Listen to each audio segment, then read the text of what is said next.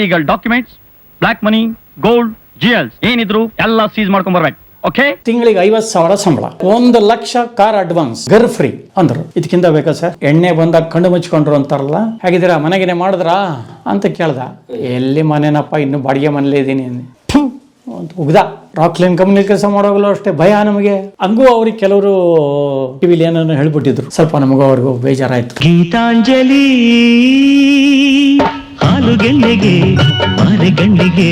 ತುಂಬಾ ಜನ ನನಗೆ ಪಾರ್ಟ್ನರ್ ಕಣೆಯ ಅಂತ ಹೇಳಿ ಮೋಸ ಮಾಡ್ಬಿಟ್ಟಿದ್ದಾರೆ. ವರ್ಕಿಂಗ್ ಪಾರ್ಟ್ನರ್, ನೀನು ಎಕ್ಸಿಕ್ಯೂಟಿವ್ ಪ್ರೊಡ್ಯೂಸರ್ ತರ ಇದ್ಬಿಡು ಅಂತೇಳಿ.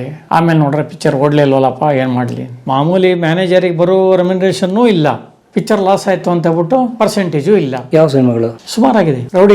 ರೌಡಿ ರಾಜ್ಯದಲ್ಲಿ ನನ್ನ 2% ಪಾರ್ಟ್ನರ್ ತರ ಅಂತ ತಗೊಂಡಿದ್ರು. ಹೇಗೂ ಅಂಬರೀಷ್ ಬೇರೆ ಇದ್ದಾರೆ, ಹೋಗುತ್ತೆ 2% ಅಂದ್ರು ನನಗೆ ಒಂದು 2 ಲಕ್ಷಕ್ಕಂತ ಮೋಸ ಇಲ್ಲ. ಯಾಕಂದ್ರೆ ಅವಾಗೆಲ್ಲ ನಮಗೆ ಕೊಡ್ತಾ ಇದ್ದಿದ್ದು 25,000 ಒಂದು ಸಿನಿಮಾ ಪ್ರೊಡಕ್ಷನ್ ಕೆಲಸ ಮಾಡಿದ್ರೆ. ಎಷ್ಟು ತಿಂಗಳು ಕೆಲಸ ಇರೋದು ಅದು? ಕೆಲವೆಲ್ಲ 4 ತಿಂಗಳಾಗೋದು, 5 ತಿಂಗಳಾಗೋದು. ಸೊ ಅಲ್ಲಿಗೆ 5,000 ರೂಪಾಯಿ ಇತ್ತು ತಿಂಗಳಿಗೆ. ಹೇಗೆ ಜೀವನ ಮಾಡಬೇಕು? ಬಿಗಿನಿಂಗಲ್ಲಿ ನಮಗೇನು ಅನ್ನಿಸ್ಲಿಲ್ಲ, ಯಾಕೆಂದ್ರೆ ಬ್ಯಾಚುಲರ್ಸ್ ಆಗಿದ್ದು. ಮದುವೆ ಆದಮೇಲೆ ಕಷ್ಟ ಆಗಿದೆ. 5,000 ರೂಪಾಯಿ ಹೆಂಗೆ ಜೀವನ ಮಾಡೋದು? ಕೆಲವರು ರಿಲೀಸ್ ಆದ್ಮೇಲೆ ಕೊಡ್ತೀವಿ ಕೊಡೋ ಅಂತ 10-15 ಕೊಟ್ಟಿರೋರು ಅಡ್ವಾನ್ಸ್. ರಿಲೀಸ್ ಆದ್ಮೇಲೆ ಫೇಲ್ಯೂರ್ ಆಗೋಯ್ತಲ್ಲ, ನೆಕ್ಸ್ಟ್ ಪಿಕ್ಚರ್ ಸೇರಿಸ್ಕೊಡ್ತೀನಿ, ಅಷ್ಟಕ್ಕೆ ಫಿನಿಶ್. ಸೊ ಬಹಳ ಕಷ್ಟದಲ್ಲಿ ಜೀವನ ಮಾಡಿದ್ವಿ. ಇಮಿಡಿಯೇಟ್ ಸಿಕ್ಕಿರೇ ಪರವಾಗಿಲ್ಲ ಕೆಲಸ, ಇಲ್ಲ ಅಂದ್ರೆ ಅದರಲ್ಲೇ ನಾನು ಒಂದು ತಪ್ಪು ಏನು ಮಾಡಿದೆ ಅಂದರೆ 20 years ಬ್ಯಾಕೆ ಹಿಂದಿ ಪಿಕ್ಚರ್ಗಳ ಒಡನಾಟ ಸ್ಟಾರ್ಟ್ ಆಯಿತು. ನಿಮಗೆ? ಹಾಂ, ಮೋಹನ್ ಕುಮಾರ್ ಅವರಿಗೆ ಸಹಸ್ರನಾಮ ಅಂದ್ರಿ, ನಿಮಗೆ ಮಂಗಳಾರ್ಚನೆ ಆಗುತ್ತೇನೋ. ಶಾಸ್ತ್ರಿ ಅಂತ ಮೈಸೂರಲ್ಲಿದ್ದಾನೆ, ಅವನ ಮೊದಲು ಅಸೋಸಿಯೇಟ್ ಡೈರೆಕ್ಟರ್. ಅವನಿಗೆ ಪ್ರೊಡಕ್ಷನ್ ಹೆಲ್ಪ್ ಮಾಡೋದಾಗಲಿ ಅಥವಾ ಪ್ರೊಡಕ್ಷನಲ್ಲಿ ಇನ್ವಾಲ್ವ್ ಆಗೋದಾಗಲಿ ನಾನೇ ಹೇಳ್ಕೊಟ್ಟಿದ್ದು. ಅದು ಮಾಡ್ರಿ, ಇದು ಮಾಡ್ರಿ ಅಂತೇಳಿ ದೊಡ್ಡ ಮ್ಯಾನೇಜರೇ ಮಾಡಿಬಿಟ್ಟೆ. ಅವನು ಅಸೋಸಿಯೇಟ್ ಕೆಲಸ ಬಿಟ್ಬಿಟ್ಟ, ದೊಡ್ಡ ಮ್ಯಾನೇಜರ್ ಆಗ್ಬಿಟ್ಟ. ಅವನಿಗೆ ಸ್ವಲ್ಪ ಹಿಂದಿ ಎಲ್ಲ ಟಚ್ ಆಗಿ ಶುರುವಾದರು. ಸೊ ಅವನು ಒಂದು 2 ಸಿನಿಮಾ ಕರ್ಕೊಂಡು ಹೋದ ನನ್ನ ಅಸಿಸ್ಟೆಂಟ್ ಥರ. ನಾನೇ ಅವನಿಗೆ ಕೆಲಸ ಹೇಳ್ಕೊಟ್ರು ಕೂಡ ನನ್ನ ಅಸಿಸ್ಟೆಂಟಾಗಿ ಕರ್ಕೊಂಡು ಹೋದ ಹಿಂದಿಗೆ. ಅಲ್ಲೆಲ್ಲ ಒಳ್ಳೆ ರೆಮ್ಯುನರೇಷನ್ಸ್ ಇರುತ್ತೆ ಹಿಂದಿಲೆಲ್ಲ. ಎಷ್ಟಿತ್ತು? ಇಲ್ಲಿ 25,000 ಸುಮಾರು ಇತ್ತು. ಅಲ್ಲಿ ದಿನಕ್ಕೆ 5,000 ತನಕ ಕೊಡೋರು. ಇಲ್ಲಿ ತಿಂಗಳಿಗೆ 5, ಅಲ್ಲಿ ದಿನಕ್ಕೆ 5. ಬಟ್ ನಾವು ಇಬ್ಬರು ಡಿವೈಡ್ ಮಾಡ್ಕೊತಿದ್ದೆ 2.5. ಕೆಲವರು ಆ 5,000 ಜೊತೆಗೆ ಪಾಕೆಟ್ ಮನಿ ಅಂತ ಕೊಡೋರು, 300 ರೂಪಾಯಿ. ಏನಕ್ಕೆ ಸರ್ ಇದು ಪಾಕೆಟ್ ಮನಿ? ಇಲ್ಲಿ ನಿಮಗೆ ಬೇಕು ಅಂದರೆ ಎಣ್ಣೆ ಹೊಡೆಯಿದ್ರೆ ಎಣ್ಣೆ ಕೊಡ್ತೀರಾ, ಸಿಗರೇಟ್ ಬೇಕಂದ್ರೆ ಸಿಗರೇಟ್ ಕೊಡ್ತೀರಾ, ಊಟ ತಿಂಡಿ ಕೊಡ್ತೀರಾ, ರೂಮ್ ಕೊಡ್ತೀರಾ. ಈ ಪಾಕೆಟ್ ಮನಿ ಏನು? हमारा बॉम्बे से आया है ना मैनेजर्स, वो सब लेता है 300 पैकेट मनी, तुम भी रखो, तुम अच्छा काम करता है. ಅವ್ರು ಸೋಮವಾರಗಳು ಅವ್ರು ತಗೋತಾರೆ, ನೀನು ತಗೊಳಕೇನು? ಕೊಡ್ತಾ ಸುಮ್ ತಗೋ, ಆಯ್ತು ತಗೋ, ನಮ್ಗೇನು ಕೊಡು. ಅದೇ ತಿಂಗಳಿಗೆ 9,000 ರೂಪಾಯಿ ಆಗೋಯ್ತಲ್ಲ ಈ ತರ. ಅದು ಒಂದು ಆರ್ಮಿ ಅಂತ ಒಂದು ಸಿನಿಮಾ. ನಿತಿನ್ ಮನಮೋಹನ್ ಅಂತ ದೊಡ್ಡ ಪ್ರೊಡ್ಯೂಸರ್ ಅವನು, ಮನಮೋಹನ್ ದೇಸಾಯಿ ಮಗ ನಿತಿನ್ ಮನಮೋಹನ್. ನಿತಿನ್ ಪಿಕ್ಚರ್ಸ್, ನೇಹಾ ಪ್ರೊಡಕ್ಷನ್ಸ್ ಸಿಕ್ಕಾಪಟ್ಟೆ ಇದೆ ಅವ್ರದ್ದು. ಅವರು ಆರ್ಮಿ ಅಂತ ಒಂದು ಸಿನಿಮಾ, ನಮ್ಮ Mangaluru Shetty, fighter Shetty director, cinema director ಅವರೇ. ಎಲ್ಲ ಬಾಂಬೆಲೆಲ್ಲ ಕೆಲವು ಪೋರ್ಷನ್ ಮುಗಿಸಿ ಇನ್ನೊಂದು 30 days ಮೈಸೂರಲ್ಲಿ ಪ್ಲಾನ್ ಮಾಡ್ಕೊಂಡ್ ಬಂದರು. ಅವಾಗ ನನಗೆ ಆಫರ್ ಬಂತು, ಓ ಶಾಸ್ತ್ರಿ ಕೆ ಸಾಥ್ ಏನಾ ಮಂಜಯ್ಯ, ಉಸ್ಕೊ ಬುಲಾವ್, ಉಸ್ಕೆ ಬಾರೆ ಮೇ ಸುನಾ ಹೈ ಅಂತ ಕರೆಸಿರು. ಸರಿ ಆಯಿತು ಅಂತ ಒಪ್ಕೊಂಡೆ. ಅವರು ಹೇಳಿದ್ರು, ನೋಡೋ ಯಾವುದೇ ಕಾರಣಕ್ಕೂ ಸ್ಟಾರ್ ಹೋಟ್ಲಲ್ಲಿ ಡ್ರಿಂಕ್ಸು, ನಾನ್ ವೆಜ್ಜು, ಬಿಸ್ಲರಿ ಎಲ್ಲ ತೊಗೊಂಡ್ರೆ ಇಷ್ಟು ಬರುತ್ತೆ ಬಿಲ್ಲು. 18 ರೂಮ್ ಹಾಕಿದ್ವು ಅಲ್ಲಿ ಸ್ಟಾರ್ ಹೋಟ್ಲಲ್ಲಿ. ಸಾಧಾರಣ ಸ್ಟಾರ್ 5 star ಹೋಟ್ಲಲ್ಲಿ 18 ರೂಮ್, ಮೈಸೂರು. ಅಷ್ಟು ಜನ ಆರ್ಟಿಸ್ಟು, ಮೇನ್ ಟೆಕ್ನಿಷಿಯನ್ಸು ಎಲ್ಲ. ಬೇರೆಯವ್ರಿಗೆಲ್ಲ ನಾವು ಸ್ವಾಗತಲ್ಲಿ ಮತ್ತು ಇದರಲ್ಲಿ ಸಂದೇಶಲ್ಲಿ ಎಲ್ಲ ಹಾಕ್ಕೊಂಡಿದ್ದು. ಸೊ ನಾವೇನು ಮಾಡ್ದು, ಮುಂಚೆನೇ ಹೋಗಿ ಮ್ಯಾನೇಜರ್ ಹತ್ರ ಮಾತಾಡಿ, ನೋಡಪ್ಪ 18 ರೂಮ್ ಬೇಕು ನಮಗೆ, ಮಿನಿಮಮ್ 30 days ಇರ್ತೀವಿ, ಸೊ ಮ್ಯಾಕ್ಸಿಮಮ್ ಡಿಸ್ಕೌಂಟ್ ಕೊಡ್ಬೇಕು ನೀವು ಅಂತ ಮಾತಾಡಿ ಫುಲ್ ಡಿಸ್ಕೌಂಟ್ ಮಾತಾಡ್ಬಿಟ್ಟಿದ್ದು. ಎಲ್ಲ ಪ್ರೊಡ್ಯೂಸರ್ ಎದುರಿಗೇನೆ, ನನಗೇನು 1 ಪೈಸಾ ಬೇಡ. ನೋಡಿ ಸರ್, ನಿಮ್ಮ ಎದುರಿಗೆ ಮಾತಾಡ್ತಾ ಇದ್ದೀನಿ, ಇಷ್ಟಿರೋದು. ಅದು 5,000 ರೂಪಾಯಿ ರೂಮು 3,000 ಕೊಡ್ತಾ ಇದ್ದಾರೆ, 3,000 ರೂಪಾಯಿಂದ 2,000 ಕೊಡ್ತಾ ಇದ್ದಾರೆ. ಅವ್ರಿಗೆ ಕಂಡೀಷನ್ ಆಗೋದು, ನೋಡಿ ನಮಗೆ ಬೇಕಾದರೆ ನಾವು ಹೇಳ್ತೀವಿ, ಅದರ್ವೈಸ್ ಊಟ ತಿಂಡಿ ಮಾತ್ರ ರೆಸ್ಟ್ರಿಕ್ಷನ್ ಮಾಡೋಂಗಿಲ್ಲ ನೀವು. ಯಾಕೆಂದ್ರೆ ಕೆಲವು ಹೋಟ್ಲಲ್ಲಿ ಔಟ್ಸೈಡ್ ಫುಡ್ ನಾಟ್ ಅಲೌಡ್ ಅಂತ ಹಾಕ್ಬಿಡ್ತಾರೆ. ನಾವು ಇಷ್ಟೆಲ್ಲ ಮಾಡ್ತಾ ಇರೋದ್ರಿಂದ 30 ದಿವಸ ನಿಮಗೆ ಕೊಡೋಕ್ಕಾಗಲ್ಲ. ನಾವು ಇಲ್ಲಿ ಪಾರ್ಟಿ ಇಡ್ತೀವಿ, ಅವು ನಿಮ್ಮದೇ ಉಪಯೋಗಿಸ್ಕೋತೀವಿ. ನಮಗೇನೋ ತರಿಸ್ಕೋಬೇಕು ಅಂತೂ ನಾವೇ ತರಿಸ್ತೀವಿ, ಪ್ರೊಡ್ಯೂಸರೇ ತರಿಸ್ತಾರೆ. ಅದು ಬಿಟ್ಟು ರೂಮಿಂದ ಆರ್ಡ್ರ್ ಹೋದರೆ ಯಾವುದೇ ಆರ್ಟಿಸ್ಟು, ಟೆಕ್ನಿಷಿಯನ್ಸು ನೀವೇನೂ ಕೊಡೋಂಗಿಲ್ಲ. ಆಯಿತು ಸರ್, ನಾನೇನು ಮಾಡ್ತಾಯಿದ್ದೆ, ಒಂದೊಂದು ರೂಮಿಗೆ ಒಂದೊಂದು ಕ್ರೇಟ್ ಬಿಸ್ಲರಿ, ಒಂದೊಂದು ಕ್ರೇಟ್ ಎಲ್ಲ ಹೋಲ್ಸೇಲಲ್ಲಿ ತಂದುಬಿಡ್ತಾ ಇದ್ದೆ. ಅವಾಗ ಇದ್ದಿದ್ದು 8 ರೂಪಾಯಿ, 6 ರೂಪಾಯಿ ಸಿಗುತ್ತೆ ನಮಗೆ ಒಂದೊಂದು ಕ್ರೇಟ್. ಅದನ್ನು ಫಾಲೋ ಮಾಡ್ತಾ ಇರಬೇಕು ಹುಡುಗರು, ಪ್ರೊಡಕ್ಷನ್ನವರು. ಇನ್ನೂ 4 ಬಾಟ್ಲ್ ಇದೆ ಅನ್ನುವಾಗಲೇ ಇನ್ನೊಂದು ಕ್ರೇಟ್ ಹೋಗ್ಬೇಕಲ್ಲಿ. ಮುಗಿದೋಯ್ತು, ಅದಕ್ಕೆ ನಾವು ಆರ್ಡರ್ ಮಾಡಿದ್ವು ಅಂದರೆ ಏನು ಮಾಡ್ತೀರಾ, ₹50 ಚಾರ್ಜ್ ಮಾಡ್ತಾರೆ ಅವರು. ನಮ್ಗೆ ಇಡೀ ಕ್ರೇಟ್ ಬರುತ್ತೆ. ಸೊ ಯಾವುದೇ ಕಾರಣಕ್ಕೂ ಮಿಸ್ ಆಗಂಗಿಲ್ಲ. ಅವ್ರ ಅಸ್ಟೆಂಟಿಗೆ ಹೇಳ್ಬಿಡೋದು, ರೂಮಲ್ಲಿ ಚೆಕ್ ಮಾಡ್ಕೊಂಬರ್ತಾರಲ್ಲಪ್ಪ, ಎಣ್ಣೆ ಎಷ್ಟು ಉಳಿದಿದೆಯಪ್ಪ, ಇನ್ನೂ ಒಂದು 7-8 ಬಾಟ್ಲ್ ಇದೆ ಸರ್, ಹಂಗಾರೆ ಇವತ್ತು ಸಾಯಂಕಾಲ ಹೋಗ್ಬೇಕಪ್ಪ, ಅವ್ರು ಎಣ್ಣೆ ಹೊಡೆಯೋಕ್ಕೆ ಅದಕ್ಕೆ ಬೇಕಾಗುತ್ತಲ್ಲ, ಕಳಿಸ್ಬಿಡಿ. ಸರ್ ನಿಮ್ಗೇನು ಬೇಕು? ಚಿಕನ್. ನಿಮಗೇನು ಬೇಕು ಸರ್? ಮಟನ್. ನಿಮಗೆ ಫಿಶ್. ಎಲ್ಲ ಬರ್ಕೊಂಡು ಮೆಸ್ಸಿಗೆ ಆರ್ಡರ್. ಅವನು ಎಕ್ಸ್ಪರ್ಟ್ ಬಂದಿದ್ದ ಬಾಂಬೆಯಿಂದ, ಒಬ್ಬ ಲಖನ್ ಅಂತ. ಅವನಿಗೆ ಆರ್ಡರ್, ನೋಡಪ್ಪ ಆರ್ಟಿಸ್ಟ್ಗೆ ಇದೆಲ್ಲ ರೆಡಿ ಇರಬೇಕು, ಎಲ್ಲ ಹಾಟ್ ಕ್ಯಾರಿಯರ್ನಲ್ಲಿ ಹೊಟ್ಟೋಗೋದು ಊಟ. ಸೊ ಊಟನೂ ಆರ್ಡರ್ ಮಾಡಂಗಿಲ್ಲ. ಆಮ್ಲೆಟ್ ಬೇಕೋ ಹೊರಗೆ ಹೇಳ್ಬಿಟ್ರೆ ನಾವೇ ಕಳಿಸ್ಬಿಡ್ತಿದ್ದು ಆಮ್ಲೆಟ್. ಬಿಸ್ಲರಿ ನೀನು ಮಾಮೂಲಿ ಇರ್ತಿತ್ತು. ಒಂದು ಮೊಟ್ಟೆನೂ ತಗೊಳಂಗಿಲ್ಲ, ಏನು ತಗೊಳಂಗಿಲ್ಲ. ಅವ್ರಿಗೆ ಬರೀ ಫ್ಲಾಟ್ 2,000 ಬಾಡಿಗೆ ಹೋಗ್ತಿರ್ಬೇಕು ಅಷ್ಟೇ. ರೂಮ್ ರೆಂಟ್ ಅಂತ ಕೊಡ್ತಾ ಇರೋದಟ್ಟೆ. ಸೊ ಹಿಂಗೆ ಮಾಡಿ ರಾತ್ರಿ ಏನಾಗೋದು, ಅವರೆಲ್ಲ ಎಣ್ಣೆ ಹೊಡಿತಾ ಕೂತಿರೋರು. ದೊಡ್ಡ ಅವರು ಸೂಟ್ ರೂಮಲ್ಲಿ ಇದ್ರು ಪ್ರೊಡ್ಯೂಸರು, ಎಲ್ಲ ಆರ್ಟಿಸ್ಟ್ನ ಕರ್ಸೋರು, ಮೇನ್ ಆರ್ಟ್ ಡೈರೆಕ್ಟ್ರು, ಕ್ಯಾಮರಾಮೇನು, ಅಸೋಸಿಯೇಟ್ ಎಲ್ಲರೂ ಇರ್ತಿದ್ರು. ಏನೇನು ಬೇಕಪ್ಪ ನಿಮಗೆ? ತಗೊಳ್ಳಿ. ಎಲ್ಲ ಥರ ಡ್ರಿಂಕ್ಸ್ ಇರ್ತಿತ್ತು, ಹೋಲ್ಸೇಲ್. ಯಾವ್ದು ಬೇಕು ತಗೊಳ್ಳಿ, ನೋಡಿ ಫುಡ್ಡು ಇದೆ ತಗೊಳ್ಳಿ. ಕೆಲಸ ಕರೆಕ್ಟ್ ಆಗಬೇಕು. ಅವ್ರ ಎದುರುಗಡೆ ನನಗೆ ಪವರ್ ಕೊಡೋರು ಅವರು. ಮಂಜೆ ಜಿ ಸಬ್ಕೆ ಸಾಮನೆ ಬೋಲ್ ರೇ ಹೋ, 7 ಬಜೆ ಮೇಲ್ಕೋಟೆ ಮೇಲೆ ರೆಹನಾ, ಸುಬಹ 7 ಬಜೆ, ಓಕೆ ಅನ್ನೋರು. ಎಲ್ಲರ ಮುಖ ನೋಡೋರು. ಅಲ್ಲಿ ಹಿಂದಿಯವ್ರಿಗೆ ಗೊತ್ತಲ್ಲ, ಒಬ್ರಿಗೊಬ್ರಿಗೆ ಅಟ್ಯಾಚ್ಮೆಂಟ್ ಇರುತ್ತೆ. ನಾವು ಇಲ್ಲಿ ರಾತ್ರಿ 1 ಗಂಟೆ ತನಕ ಕುಡ್ಕೊಂಡೆ ಕೂತ್ರಿ, ಇವರು ಮಲಗದು 3 ಆಗತ್ತೆ. ಇನ್ನು ಎಲ್ಲಿ ಹೇಳ್ತಾರೆ ಅವರು? ಅದಕ್ಕೆ ನನಗೆ ಪವರ್ ಕೊಡೋರು. ಸ್ಟಾರ್ ಹೋಟೆಲ್ ಏನಾ ವೇಕಪ್ ಕಾಲ್ ದೇತೆ ಮಂಜೆ ಜಿ ತುಂಬ ಆರಾಮ್ ಸೆ ರೋ ಅನ್ನೋರು. ನಾನು 1 ಗಂಟೆವರೆಗೆ ಅವ್ರ ಜೊತೆ ಇದ್ದು ರೂಮಿಗೆ ಹೋಗಿ ಸಂದೇಶಿಗೆ ಮಲ್ಕೊಂಡು 3:15 ಎದ್ದುಬಿಟ್ಟು 4 ಗಂಟೆಗೆ ಇಲ್ಲಿಗೆ ಬರ್ತಾ ಇದ್ದೆ ಹೋಟ್ಲಿಗೆ. 2 ಅವರ್ಸ್ ನಿದ್ದೆ ನನಗೆ. ಬಂದ್ಬಿಟ್ಟು ನಾನೇ ವೇಕಪ್ ಕಾಲ್ ಪ್ರತಿಯೊಬ್ಬರಿಗೂ, ಟೋ ಬಾಯ್ ಟೈಮ್ ಹೋಗ್ಯಾ ಅಂತ. ಕೆಲವರು ರೂಮಲ್ಲಿ ನೋ ರಿಪ್ಲೈ ಬರೋದು. ಯಾಕೆ ನೋ ರಿಪ್ಲೈ ಬರ್ತಾ ಇದೆ? ಪಕ್ಕದಲ್ಲಿದ್ದಾನೆ ಇವನು, ವ್ಯವಹಾರ ಗೊತ್ತಾಗ್ಬಿಡೋದು ನನಗೆ. ಇನ್ನೊಂದು ರೂಮಲ್ಲಿ ಇದ್ದಾನೆ ಅಂತ. ಹೀರೋ ಪಕ್ಕದಲ್ಲಿ ಇನ್ಯಾರೋ ಹೀರೋ ಇದ್ದಾನೆ ಅಂದರೆ, ಹೀರೋಯಿನ್ ಇದ್ದಾಳೆ ಅಂದರೆ ನಮಗೆ ಗೊತ್ತು, ಶಿಫ್ಟ್ ಆಗಿದ್ದಾರೆ ಅಲ್ಲಿಗೆ. ಅವ್ರ ರೂಮಿಗೆ ಫೋನು, ಬೇಜಾರು ಮಾಡ್ಕೋಬೇಡಿ, ಅವರು ಫೋನ್ ತೆಗೆದಿಟ್ಬಿಟ್ಟಿದ್ದಾರೆ, ಸ್ವಲ್ಪ ಟ್ಯಾಪ್ ಮಾಡಿ ಅವರಿಗೆ ಹೋಗ್ಬಿಟ್ರು, ಇಫ್ ಯು ಡೋಂಟ್ ಮೈಂಡ್ ಅಂತ ಹೇಳೋದು ಅವರಿಗೆ. ನಮಗೆ ಗೊತ್ತು ಅಲ್ಲೇ ಪಕ್ಕದಲ್ಲಿದ್ದಾರೆ, ಚುಚ್ಚಿ ಎಬ್ಬಿಸ್ತಾರೆ ಅಂತ. ಟ್ಯಾಪ್ ಅಲ್ಲಿ ಮಾಡ್ತಾರೆ ಅಂತ. ಅವ್ರ ಲೊಕೇಶನ್ಗೆ ಬಂದ ಕೂಡಲೇ प्रोड्यूसर हत्र होग्बिಟ್ಟು सीधा कहाँ से पकड़ के आया ये आदमी को, सुबह 4 बजे आके हमको वेकअप कॉल देके बहुत प्रॉब्लम होता है. प्रॉब्लम तो नहीं है ना, अभी 7 बजे शूटिंग चालू हो गया. हाँ ओके मंजे जी बराबर करे ಓಕೆ. ಸೊ ಒಂದು ಲೀಸ್ಟ್ ಮಾಡ್ಕೊಂಡು ಟಕ ಅಂತ ರೆಡಿ ಆದವ್ರನ್ನ ಕಾರಲ್ಲಿ ಕಳಿಸ್ತಾ ಇರ್ತಿದ್ದೆ. ಚಕೋ ಅಲ್ಲಿ ಶಾಸ್ತ್ರಿ ಕಳಿಸ್ಬಿಡ್ತಿದ್ದೆ. ಅಲ್ಲಿ ಹೋಗಿ ಫಸ್ಟ್ ಮೇಕಪ್ ಮಾಡಿಸಿ ರೆಡಿ ಲೊಕೇಶನಲ್ಲಿ ರೆಡಿ ಮಾಡಿಸ್ಬಿಡಪ್ಪ ಅಂತ. ಇವನು ಕಂಡೀಷನ್ ಹಾಕಿದ್ದ ನಿತಿನ್ ಮನ್ಮೋಹನ್. 30 ಡೇಸಲ್ಲಿ ನನಗೆ ಅನ್ಕೊಂಡು ಕೆಲಸ ಅಕಸ್ಮಾತ್ ಮುಗಿಲಿಲ್ಲ ಅಂದ್ರು, ಪ್ರತಿ ಲೊಕೇಶನ್ದು ನಾನು ಫೋಟೋಸ್ ಎಲ್ಲ ಕ್ಲೀನಾಗಿ ತೆಗೆಸಿರ್ತೀನಿ, ಚೀಟ್ ಮಾಡ್ಕೋತೀನಿ. ಆದಷ್ಟು ನನಗೆ 1 or 2 ಡೇಸ್ ಬ್ಯಾಲೆನ್ಸ್ ಆದರೂ ಪರವಾಗಿಲ್ಲ, ನಾವು ಅನ್ಕೊಂಡು ಪೋಷನ್ನ ಮುಗಿಸ್ಕೊಡ್ಬೇಕಪ್ಪ ನೀನು ಅಂದರು. ಸರ್ ಯಾವ ಫೋಟೋನ ಮಾಡ್ಕೋಬೇಡಿ ನೀವು, ಅದ್ರ ಪಟ್ಟಿಗೆ ಅದು ಇರಲಿ, ಹಂಗೆ ನೋಡ್ರೆ ಗೊತ್ತಾಗುತ್ತೆ. ನೀವು ಶೂಟ್ ಮಾಡಿರೋದನ್ನ ಎಡಿಟಿಂಗಲ್ಲಿ ನೋಡ್ಕೋಬೋದು ಫೋಟೋಸು. ನಿಮಗೆ ಫಿನಿಶ್ ಮಾಡಿಕೊಡೋ ಜವಾಬ್ದಾರಿ ನಂದು, ನೀವು ಅನ್ಕೊಂಬಂದಿರೋ ಪೋರ್ಷನ್ ಮುಗಿಸ್ಕೊಡ್ತೀನಿ ಅಷ್ಟೇ ಅಂತ ಹೇಳಿದೆ. ಸೊ ಯಾವಾಗ ಈ ಥರ ಟೈಮ್ ಟು ಟೈಮ್ ಎಲ್ಲರನ್ನೂ ಎಬ್ಬಿಸಿ ಕಳಿಸಿ ಅಂದ್ಕೊಂಡು ಪೋರ್ಷನ್ನ ಮುಗಿಸ್ತಾ ಬಂದ್ವೋ, ಅವರು ಕೂತ್ಕೊಂಡಲ್ಲಿ ಕಂಡೀಷನ್ ಹಾಕೋರು. ಎಷ್ಟು ಸೀನ್ ಪ್ಲ್ಯಾನ್ ಮಾಡಿದ್ದೀರಾ ಅಂತ. ಸರ್ 2 ಸೀನ್ ಪ್ಲ್ಯಾನ್ ಮಾಡಿದ್ದೀವಿ ಸರ್ ಅಂತ ಹಿಂಗೆ ತೋರಿಸ್ರೆ, ಇದು 2 ಸೀನಾ ಇದು? नहीं माता और एक सीन डालो, 1ನೇ ಸೀನ್ ಹಾಕ್ಕೊಳ್ಳಿ, ಅದಕ್ಕೆ ಏನೇನು ಬೇಕು ಆರ್ಟ್ ಡೈರೆಕ್ಟರ್ ಇದ್ದಾರೆ, ಮ್ಯಾನೇಜರ್ ಇದ್ದಾರೆ, ಎಲ್ಲ ಹೇಳ್ಬಿಡಿ ಅವರಿಗೆ ಅಂತ ಒಪ್ಸೋರು. ಅಕಸ್ಮಾತ್ ಇವನೇನೋ ಹೈಲೈಟ್ ಮಾಡೋಕ್ಕೆ ಡೈರೆಕ್ಷನ್ ಡಿಪಾರ್ಟ್ಮೆಂಟ್ನವರು 6 सीन ಬರ್ಕೊಂಬಂದಿದ್ರು ಅನ್ನಿ, अक्कल नहीं है, 6 सीन करने को होता है, कट करो 2-4 सनो ಅನ್ನೋನು. ಅಷ್ಟು ಅವನು ಬ್ರಿಲಿಯಂಟು ನಿತಿನ್ ಮನ್ಮೋಹನ್. ಕಮ್ಮಿ ಆದರೆ ಹೆಚ್ಚು ಮಾಡಿಸೋನು, ಜಾಸ್ತಿ ಇದ್ದರೆ ಕಮ್ಮಿ ಮಾಡಿಸೋನು, ಎಲ್ಲ ಚಕ ಅಂತ. ನೀವು ನಂಬಲ್ಲ, 28 ದಿನಕ್ಕೆ ಅವ್ರು ಅನ್ಕೊಂಡು ಶೂಟಿಂಗ್ ಫಿನಿಶ್.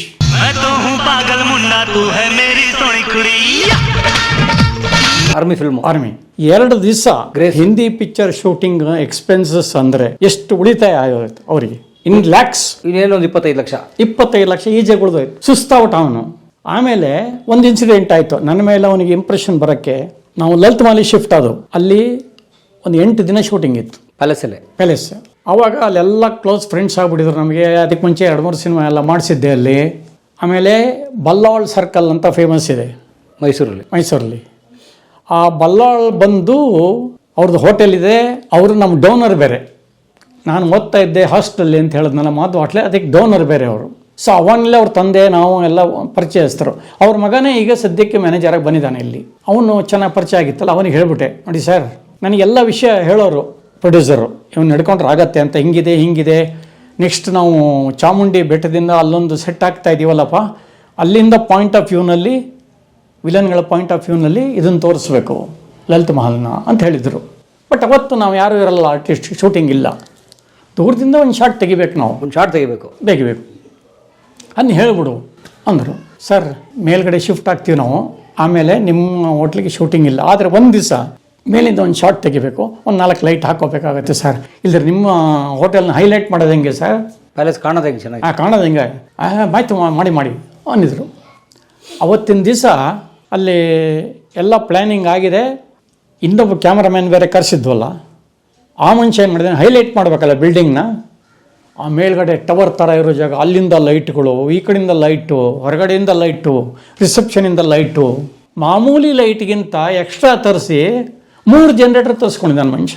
ಇಡೀ ಪ್ಯಾಲೇಸ್ಗೆ ಲೈಟಿಂಗು, ಒಂದು ಶಾರ್ಟ್ ಮೇಲಿಂದ ತೆಗಿಯೋದಕ್ಕೆ ಪಾಯಿಂಟ್ ಆಫ್ ವ್ಯೂ ಶಾರ್ಟ್, ಅಲ್ಲಿಂದ ಒಂದು ಶಾರ್ಟು. ಅವತ್ತೇ ನಮ್ಮ ಗ್ರಾಚಾರಕ್ಕೆ ಫಾರಿನ್ ಡೆಲಿಗೇಟ್ಸ್ ಎಲ್ಲ ಬಂದಿದ್ದಾರೆ. ಬಂದ್ ಕರೋ ಶೂಟಿಂಗ್ ಅಂತ ಮ್ಯಾನೇಜರ್ ಬಂದು ಉಗಿದಿಯಾನೆ, ವಾಕಿ ಟಾಕಿಲಿ ಮೆಸೇಜ್ ಪ್ರೊಡ್ಯೂಸರ್ಗೆ, ಸರ್ ಶೂಟಿಂಗ್ ಮಾಡೋಕ್ಕೆ ಬಿಡ್ತಾ ಇಲ್ಲ, ಬಂದ್ ಕರೋ ಅಂತ ಇದ್ದಾರೆ. ಕ್ಯೂ ಮಾಲೂಮ್ ನಹೀ ಸಾಬ್, ಜय जी इधर आओ, जो क्या करता है मुझे मालूम नहीं, एक शॉट निकलना पड़ेगा, ले लो 50,000 रुपीस, जो खर्चा होता है करो और एक्स्ट्रा पूछ लिया तो मैं दे दूंगा, शॉट निकलना पड़ेगा, ಚಲೋ ಅಂದರು. ಹಿಂಗೆ ಅಂತ ಕಾರ್ ಕೊಟ್ಟರು. ಅಲ್ಲಿಂದ ಹಿಂಗೆ ಇಳಿದ ಕೂಡಲೇ ಅಲ್ಲೇ ಬೆಟ್ಟದ ತಪ್ಪಲಲ್ಲಿ ಲಲಿತ ಮಾಲ್ ಸೀದಾ ಹೋದೆ. ಫಸ್ಟ್ ಸೆಕ್ಯೂರಿಟಿ ಹತ್ರ ಹೋದೆ, ಗೊತ್ತಾಗೋಯ್ತು ನನಗೆ ಇವ್ರದ್ದೆಲ್ಲ ಇದು ಅಂತ. ಸೆಕ್ಯೂರಿಟಿ ಆಫೀಸರ್ ಹತ್ರ ಹೋದೆ. ಆ ಕಾಲದಲ್ಲಿ 1,000 ರೂಪಾಯಿ ದೊಡ್ಡ ಅಮೌಂಟ್. ಯಾವಾಗ ಇದು 90s? ಹೊಡೆದೆ 1,000. ಹೊಡೆ ನಾವು ಇಲ್ಲಿಯವರು, ಅವ್ರು ಬಂದಿದ್ದಾರೆ ನಮ್ಮನ್ನು ನಂಬ್ಕೊಂಡು, ಅವ್ರಿಗೆ ಶೂಟಿಂಗ್ ಮಾಡಿಸ್ಕೊಡ್ಬೇಕಾದ್ರೆ ನಮ್ಮ ಧರ್ಮ. ನಾನು ಅವತ್ತೇ ಹೇಳೋಗಿದ್ದೀನಿ ಒಂದು ಶಾಟ್ ತೆಗಿತೀವಿ ಅಂತ. ಆದರೆ ಈ ಕ್ಯಾಮ್ರಾಮನ್ ಇಷ್ಟೊಂದು ಲೈಟ್ ಯೂಸ್ ಮಾಡ್ತಾನೆ ಅಂತ ನಮಗೆ ಗೊತ್ತಿಲ್ಲ. ನಾವು ನೋಡ್ಕೋತೀವಿ ಸರ್, ಅರೇಂಜ್ ಮಾಡ್ತೀವಿ ಸರ್ ಅಂತ ಅಷ್ಟೇ ಹೇಳಬೇಕು. ಎಷ್ಟು ಜನ ಇದ್ದಾರೆ ನಿಮ್ಮ ಅಸಿಸ್ಟೆಂಟ್ಗಳು? 6 ಜನ ಇದ್ದಾರೆ ಸರ್, ತೊಗೊಳ್ಳಿ 500 ಅವ್ರಿಗೆ ಕೊಡಿ, 4,000 ರೂಪಾಯಿ. ಓಕೆ ಜೈ. ಆಟದ ಇನ್ನೇನೋ ಬಂದ, ಸುಮ್ಮನೆ ಯಾರು ಮಾರ್ಯ, ನೀನೆಲ್ಲ ಹೇಳಕ್ಕೆ ಹೋಗ್ಬೇಡ, ತಗೋ ನೀನು ಒಂದು 500, 4,500 ರೂಪಾಯಿ ವ್ಯವಹಾರ ಮಾಡಿದೆ. ಸೀದಾ ಬಲ್ಲಾಳವ್ರ ಹತ್ರ ಹೋದೆ. ಸರ್ ಅವತ್ತು ಹೇಳಿದ್ನಲ್ಲ ಸರ್, ನನಗೇನು ಸರ್ ಗೊತ್ತು ಇಷ್ಟೊಂದು ಲೈಟ್ ಯೂಸ್ ಮಾಡ್ತಾರೆ ಅಂತ. ಬರ ಇಲ್ಲಿ ಬುದ್ಧಿ ಇಲ್ವ ನಿಮಗೆ? ರಿಸೆಪ್ಷನ್ ಓಡಾಡೋ ಜಾಗ ಬಿಡೋಬೇಡ ನೀವು, ತೆಗೀರಿ, ಹಿಂದಕ್ಕೆ ತೊಗೊಳ್ಳಿ, 2 ಲೈಟ್ ಕಮ್ಮಿ ಮಾಡಿ ಇಲ್ಲಿ, ನಾನು ಹೇಳ್ತೀನಿ ಅವ್ರಿಗೆ, ಕಳಿ ಅಂತ ಕ್ಯಾಮ್ರಾಮನ್ ಕರೆದೆ. ನೋಡಿ ಹಿಂಗೆ ಆಗಿದೆ ಸಮಸ್ಯೆ, ಹೇಳಿ ಕಳಿಸ್ಯಾರ ಬಾಸು, ಆದಷ್ಟು ನೀವು ಓಡಾಡೋಕ್ಕೆ ಜಾಗ ಬಿಟ್ಟು, ಡ್ಯಾಮೇಜ್ ಆಗೋ ಜಾಗದಲ್ಲೆಲ್ಲ ಬಿಟ್ಟು ಪ್ಲ್ಯಾನ್ ಮಾಡ್ಕೊಳ್ಳಿ ಅಂತೆಲ್ಲ ಮಾಡಿಸ್ದೆ.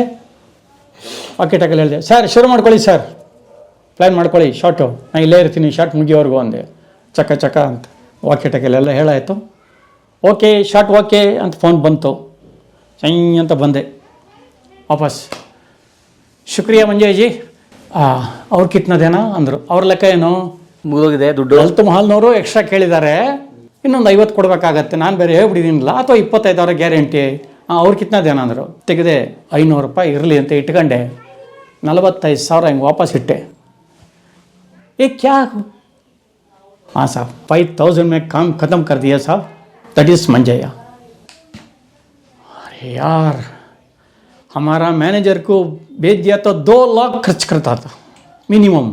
इतना बदमाश है, तुम्हारी जात बात करना थोड़ा अंदर.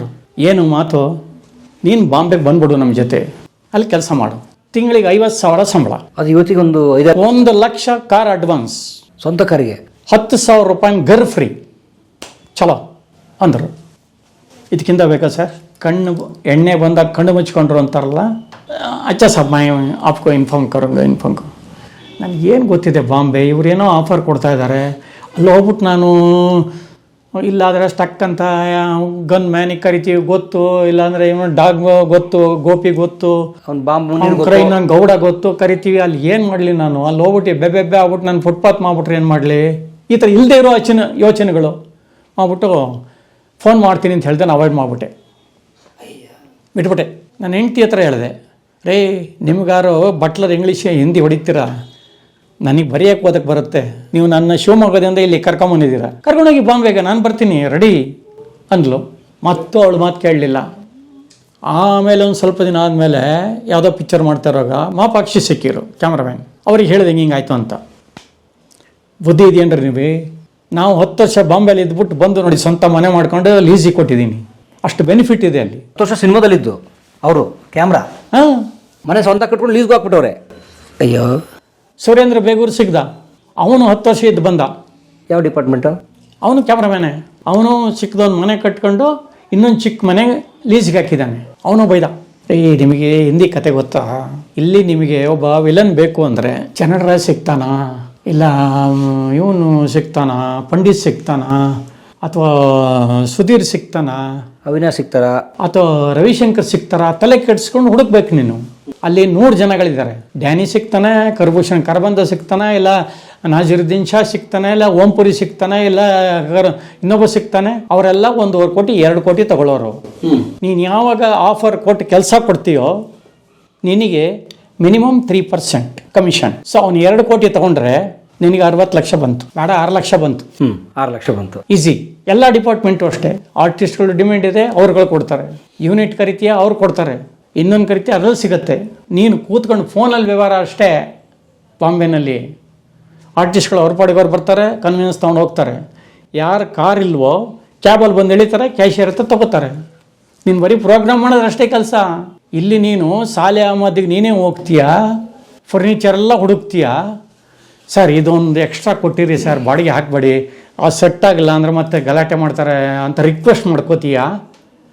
2-3 ಎತ್ಕೊಂಡ್ಬರ್ತೀಯ. ಅದು ತಾನೇ ನೀನು ಇಲ್ಲಿ ಮಾಡ್ತಾ ಇರೋದು. ಅಲ್ಲಿ ಇದೇ ಥರ ಸಾಲೆ ಆಮದುಗಳಿದ್ದಾರೆ.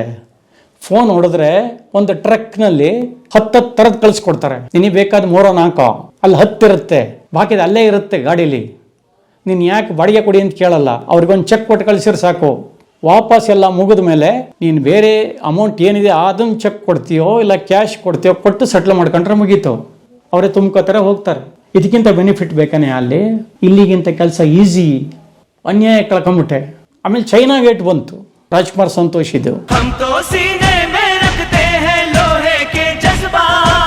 ಅದನ್ನು ಮಾಡಿದೆ, 40 ದಿವಸ ಕೆಲಸ ಮಾಡಿದೆ. ಇಲ್ಲಿ ಬೆಂಗಳೂರಲ್ಲಿ ಗಂಗಾವತಿಲಿ, ಕೊಪ್ಪಳ ಗಂಗಾವತಿಲಿ. ಫುಲ್ ಒಂದು ದೊಡ್ಡ ಸೆಟ್ಟೆ ಹಾಕ್ಬಿಟ್ಟಿದ್ರು. ಆ ಕಾಲದಲ್ಲಿ 1 ಕೋಟಿ ರೂಪಾಯಿನ ಸೆಟ್ ಹಾಕಿದ್ರು. ಎಷ್ಟು ವರ್ಷದಿಂದ? ವಿಲೇಜ್ ಅದಾಯ್ತು ಆಗಲೇ 25 ವರ್ಷದ ಮೇಲೆ ಆಯಿತು. ಅವಾಗ ಅವರೆಲ್ಲ ಹಿಂಗೆ ಮಾತಾಡ್ತಿರುವಾಗ ಅಲ್ಲಿ ಲಖನ್ ಅಂತ ಒಬ್ಬ ಈ ಫ್ರೆಂಡ್ ಆಗಿದ್ದ ನನಗೆ. ಫುಡ್ ಲಖನ್. ಅವನು ಹೇಗಿದ್ದೀರಾ, ಮನೆಗೇನೆ ಮಾಡಿದ್ರಾ ಅಂತ ಕೇಳ್ದ. ಎಲ್ಲಿ ಮನೆನಪ್ಪ, ಇನ್ನೂ ಬಾಡಿಗೆ ಮನೇಲೇ ಇದ್ದೀನಿ ಅಂತ ಉಗ್ದ. ಏನು ಸರ್ ನೀವು, ನಾನು ಹೇಳಿದೆ ಆಗಲೇ ಬಂದ್ಬಿಡಿ ಅಂತ. ಬಾಂಬೆನಲ್ಲಿ ನೀವು 4 ಪಿಕ್ಚರ್ ಪ್ರೊಡಕ್ಷನ್ ಎಕ್ಸಿಕ್ಯೂಟಿವ್ ಆಗಿ ಕೆಲಸ ಮಾಡಿದರೆ 5ನೇದು ನೀವೇ ಎಕ್ಸಿಕ್ಯೂಟಿವ್ ಪ್ರೊಡ್ಯೂಸರ್ ಆಗ್ಬೋದಿತ್ತು. ಅಷ್ಟು ದುಡ್ಡಿದೆ ಅಲ್ಲಿ. ಅವಾಗ ನನಗೆ ಫ್ಲ್ಯಾಶ್ ಬ್ಯಾಕ್ ಜ್ಞಾಪಕಾಯಿತು. ಓಹೋ, 2 ಲಕ್ಷ ಅಂತ ಲೆಕ್ಕ ಹೇಳ್ತಾ ಇದ್ರು ನಮ್ಮ ಮ್ಯಾನೇಜರ್ಗಳಾದರೆ, ಇವನು ಬರೀ 5,000ದಲ್ಲಿ ಮುಗಿಸ್ಬಿಟ್ಟು 45,000 ವಾಪಸ್ ತಂದು ಕೊಟ್ಟನಲ್ಲಪ್ಪ ಇವನು. ಅದಕ್ಕೆ ಇವನು ಸ್ಟಾಫರ್ ಕೊಟ್ಟಿರೋದು. ಅದನ್ನು ಬಿಟ್ಟೆ ನಾನು. ಮೋಸ ಮಾಡಬೇಕು ಅಂತೇನಿಲ್ಲ. ಯಾವೊಂದು 10 ರೂಪಾಯಿಗೆ ಒಂದು ಪೆನ್ ಸಿಗುತ್ತೆ ಅಂದರೆ ರೆನಾಲ್ಡ್ಸು, ನೀವು ಹೋಲ್ಸೇಲಲ್ಲಿ ಹೋಗ್ಬಿಟ್ಟು 6 ರೂಪಾಯಿಗೆ ತಗೊಂಬಂದು 8 ರೂಪಾಯಿ ಹಾಕಿದ್ರೆ ಮೋಸ ಅಲ್ಲ ಅದು. ಯಾಕೆಂದರೆ ಪಕ್ಕದ ಅಂಗಡಿಲಿ ತೊಗೊಂಡ್ರೆ ನೀವು 10 ರೂಪಾಯಿ ಕೊಟ್ಟು ತಗೋಬೇಕು. ಈ ಶಾರ್ಟಿಗೆ 2 ರೂಪಾಯಿ ಕಮ್ಮಿಗೆ ತಗೋತಾ ಇದ್ದೆ. ನಿನ್ನ ಬುದ್ಧಿವಂತಿಕೆಯಿಂದ ನೀನು ಹೋಗಿ ಹೋಲ್ಸೇಲಲ್ಲಿ ತಗೊಂಬಂದಿದ್ಯಾ ಒದ್ದಾಡ್ಕೊಂಡು ನಿನ್ನ ಬಿಸ್ನೆಸ್ ಅವಿನಿ ರೋಡಿಂದ. ಅದು ನಿನ್ನ ಬುದ್ಧಿವಂತಿಕೆ. ಅದು ಅದ್ರ ಮೇಲೆ 10 ಅಂತಲೇ ಇರುತ್ತೆ MRP. ಯಾರು ಕೇಳ್ತಾರೆ ನಿನ್ನ, ಯಾಕೆ ನೀನು 12 ರೂಪಾಯಿ ಹಾಕಿದೀಯಾ? ಇಲ್ವಲ್ಲ, ನೀನು ಹಾಕಿರೋದು 8 ರೂಪಾಯಿ, ತಂದಿರೋದು 6 ರೂಪಾಯಿ ಇರ್ಬೋದು. ಅದು ಮೋಸ ಅಲ್ಲ. ಸೊ ಈ ಥರ ನಿನಗೆ ಪ್ರತಿಯೊಂದು ಹಂತದಲ್ಲೂ ನಿನಗೆ ದುಡ್ಡು ಮಾಡೋ ಅವಕಾಶ ಇತ್ತು. ಮ್ಯಾನೇಜರ್ ಆಗಿ ಮಾಡಲಿಲ್ಲ. ಎಂಥ ಕೆಲಸ ಮಾಡಿದ್ರಿ ಸರ್ ನೀವು ಅಂತ ಬಾಯಿಗೆ ಬಂದು ಬೈದರು. ಏನು ಮಾಡೋದಪ್ಪ, ದುಡ್ದಿದ್ದು ದುಂಡಿಯೋ ಪಡೆದಿದ್ದು ದುಂಡಿಯೋ ಅಂತ. ನಮಗದು ಮೊದಲಿಂದ ಬರಲಿಲ್ಲ. ರಾಕ್ಲೈನ್ ಕಂಪ್ನಿಲಿ ಕೆಲಸ ಮಾಡೋವಾಗಲೂ ಅಷ್ಟೇ ಭಯ ನಮಗೆ. ಯಾವ್ದು ಮಾಡಿದ್ರಿ ರಾಕ್ಲೈನ್ ಕಂಪ್ನಿಲಿ? 15 ಸಿನಿಮಾ ಮಾಡಿದ್ದೀನಿ ಸರ್ ರಾಕ್ಲೈನಲ್ಲಿ. ರಾಕ್ಲೈನ್ ಪ್ರೊಡಕ್ಷನ್ಸಲ್ಲಿ 15 ಸಿನಿಮಾ ಮ್ಯಾನೇಜರ್. ದೊಡ್ಡ ಸಿನಿಮಾಗಳು ಇನ್ಕ್ಲೂಡಿಂಗ್ ದಿಗ್ಗಜರು, ನಾನು ನನ್ನ ಹೆಂಡ್ತಿರೋ, ನನ್ನೋಳು ನಕ್ಕರೆ ಸಕ್ಕರೆ, ಶಿವಣ್ಣನ ಜೊತೆ ಕೃಷ್ಣ ಲೀಲೆ, ಸುಮಾರು ಸಿನಿಮಾಗಳು. ಒಟ್ಟು 15 ಸಿನಿಮಾ ಅವ್ರ ಕಂಪನಿಯಲ್ಲಿ. ಆಗಲೂ ಅಷ್ಟೇ, ಎಲ್ಲಿ ಯಾರು ಇದು ಮಾಡ್ತಾರೋ, ಯಾರು ಹೋಗಿ ಏನು ಹೇಳ್ತಾರೋ, ಏನಿದೆ ಅದು ಹಾಕು, ಕಮ್ಮಿ ಮಾಡು, ಪ್ರೊಡ್ಯೂಸರಿಗೆ ಕಮ್ಮಿ ಮಾಡು ಅಂತ ಮಾಡಿಸ್ತಾ ಇದ್ದೆ. ಹಂಗೂ ಅವ್ರಿಗೆ ಕೆಲವರು ಕಿವಿಲಿ ಏನೇನೋ ಹೇಳ್ಬಿಟ್ಟಿದ್ರು. ಮಂಜಯ್ಯ ಜಾಸ್ತಿ ಆಗ್ತಾನೆ, ಸುಮೋಗೆಲ್ಲ ಜಾಸ್ತಿ ಮಾಡಿ ಬಿಲ್ ತೊಗೊಂಡಿದ್ದಾನೆ ಹೆಂಗೆ ಅಂತ ಸ್ವಲ್ಪ ನಮಗೂ ಅವ್ರಿಗೂ ಬೇಜಾರಾಯಿತು. ನಾನು ಅದಕ್ಕೆ ಬಿಟ್ಟು ಬಂದ್ಬಿಟ್ಟೆ ಬೇಡ ಅಂತ.